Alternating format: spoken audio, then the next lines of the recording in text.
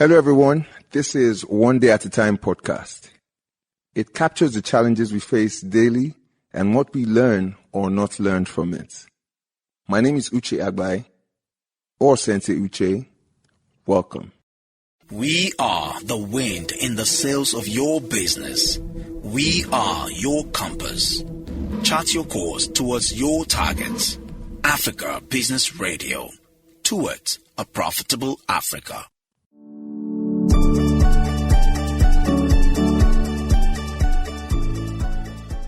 Hello and welcome to One Day at a Time podcast with me, Uche Agbai, or like I'm called in the media scene, Sensei Uche. It is good to have you guys here join me for this episode. Thank you so much for listening to the first episode and also joining me on the second episode. Glad to have you. The second episode is titled, or this episode, is titled Friday Nights.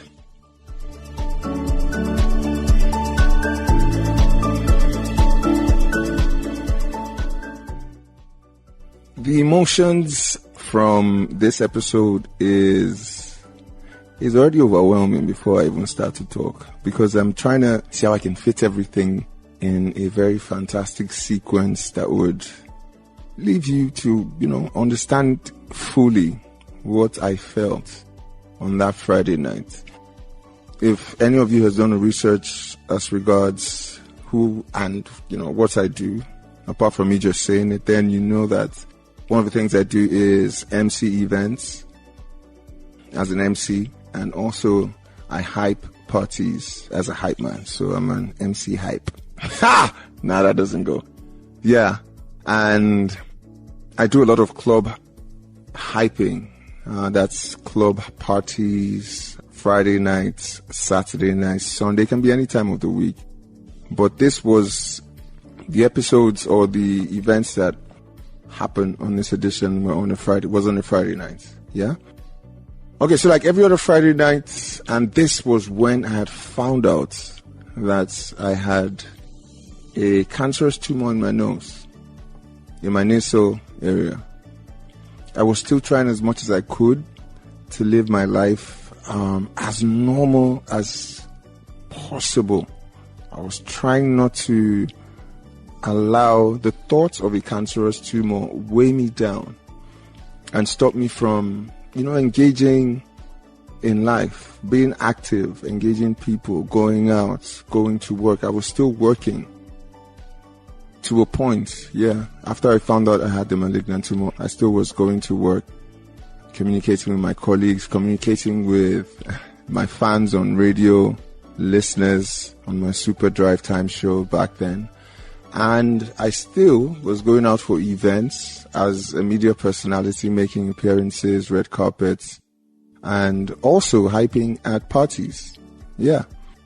So I was, at that point in time, I had a thing where with Escape Lagos is, or used to be a club, managed and run by the one and only Duke of Spades, Richard Nadi.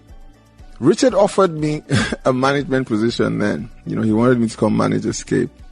I still had all that in my head, this life. So I had a thing with Richard where after I left Spice Route, which was crazy, man, I would go to Spice Route on a Friday, party with Sensei series, and then after that, I'll head down to Escape Lagos and I'll party with the guys at Escape all Friday, Saturday nights, and sometimes, or most times, Sundays too. Yeah. So this Friday night, finished my thing, went to Escape, and I was looking at everybody, and they were all partying, and I was partying with them, and nobody knew. At that point, nobody knew I had a cancerous tumor in my nose. Nobody knew that it had gotten to a point where I was bleeding from my nose uncontrollably. I couldn't help it. I could be talking to you, and the next thing, blood would, start streaming down my nose.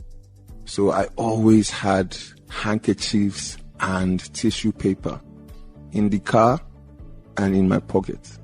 I always had. Like, there was no time. So anytime I felt, I'd gotten used to the blood streaming down my nose, that anytime I felt it, starting to come out, I'll just, put my hanky there and just cover it up. Just cover it up and, just move on like nothing happened.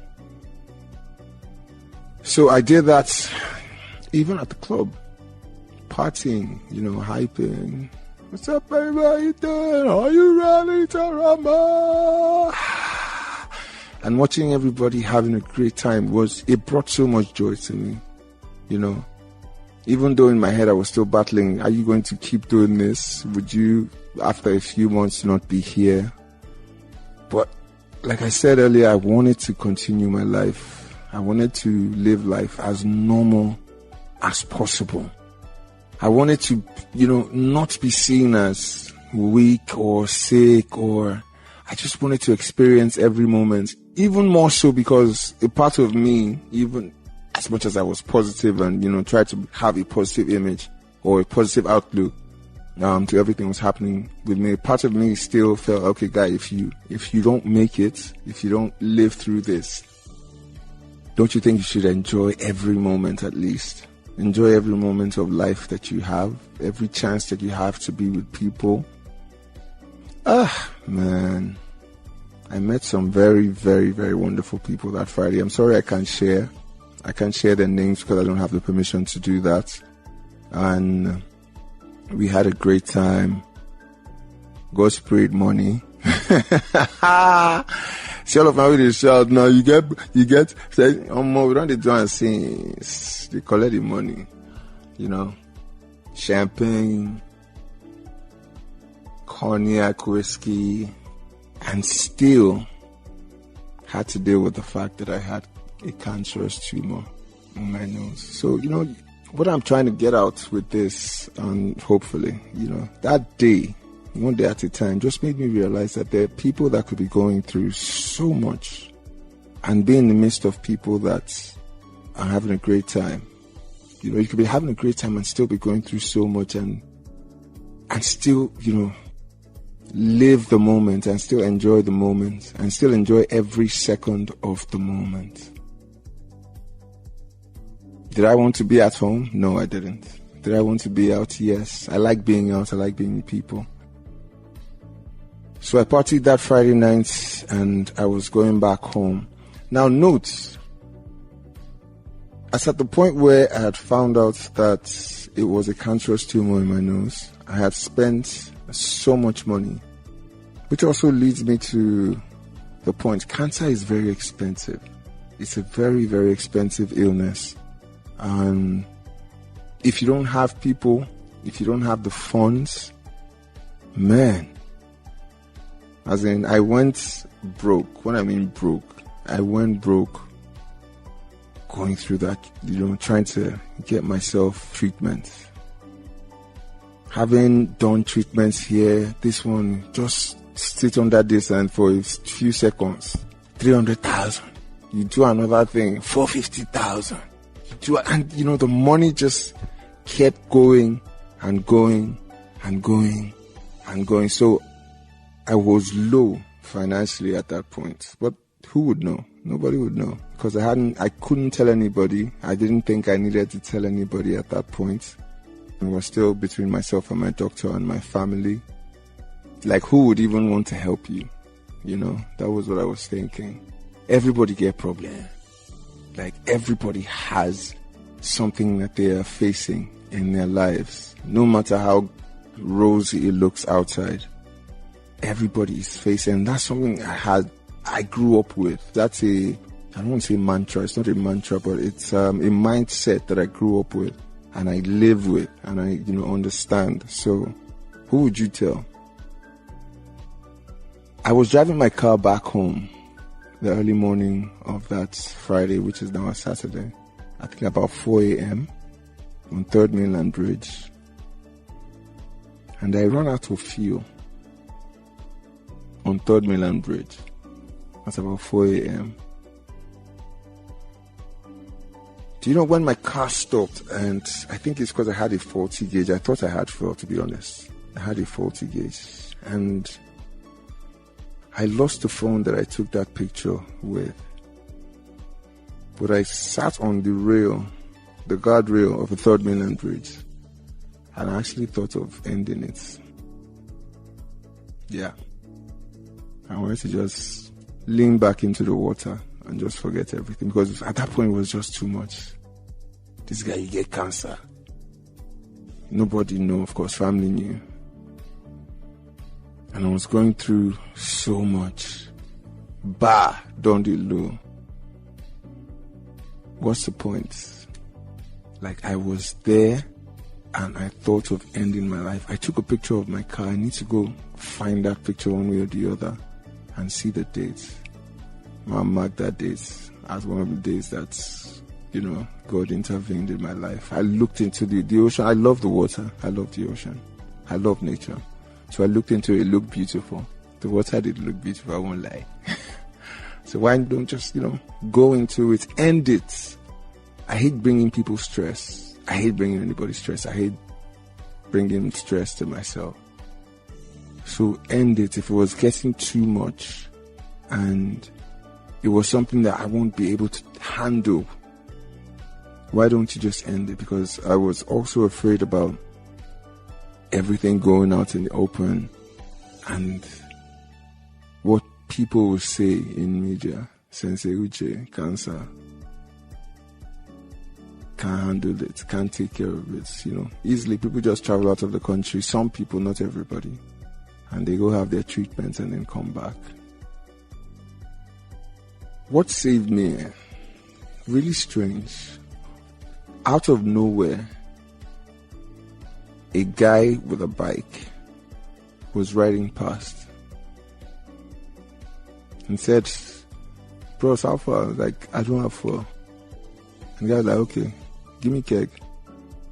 The guy took my keg, went, bought fuel for me, and then put it in my car. You know how unsafe 3rd Mainland Bridge is. And when he bought the fuel, I looked at him like, "Guy, thank you, take." And like, "No." And he left. This is it's so weird. When people say they have experiences where they feel like they've encountered an angel or they've encountered somebody that just saved them randomly. This is one of those experiences. And it's so weird because it's happening to me.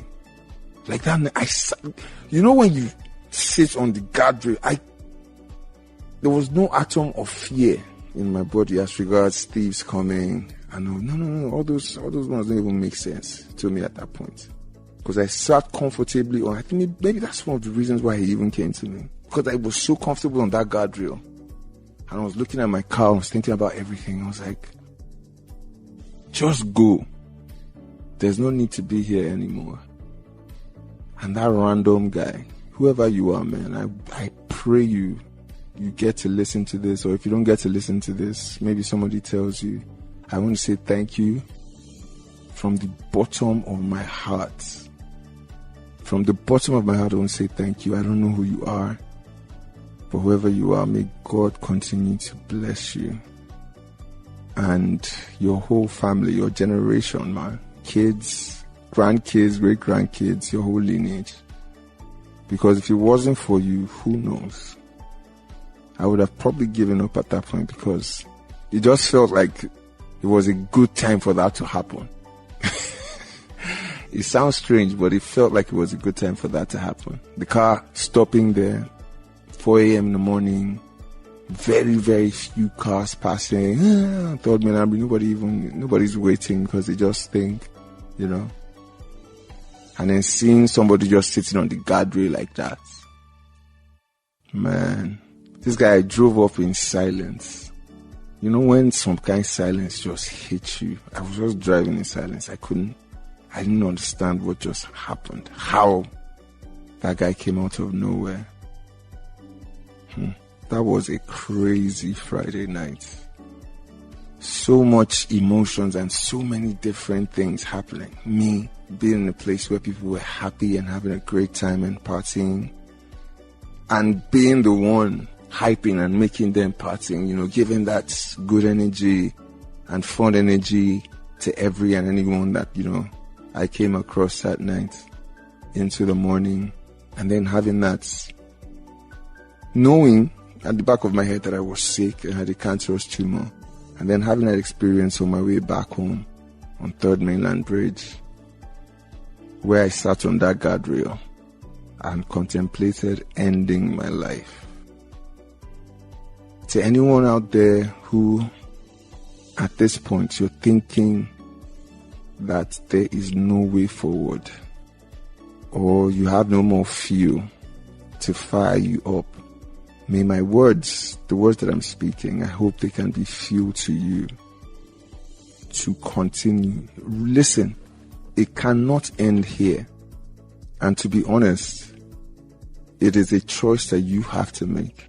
It cannot end here. Like, there's so much after that point. See, this is how many years after. I'm still here. Yes, challenges will still be there. It is a part of life. Challenges are a part of life. You don't need to end your life. You don't need to take your life. You don't need to stop living. There's so much more to you. Think about it this way.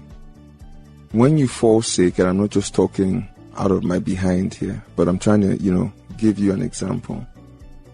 When you fall sick with headache or with typhoid, yes, whatever you're going through might not be in the same capacity. Typhoid or malaria might not be in the same capacity. But what I'm trying to bring out here, when you face a challenge, yes, when you have a problem, you don't think, there have been times when you face challenges and you've gone past those challenges. For instance, you lost a phone, or you were sick with malaria and then malaria passed, or something happened to you and that thing passed. That's one of the ways with which you should look at what you're going through right now. It will pass. It is not going to be there forever. It is not meant to be there forever. Even if it's having a psychological toll on you right now, it is not meant to have a psychological toll on you forever. It is meant to happen and leave. I am telling you, and I guarantee you that it is meant to happen and leave.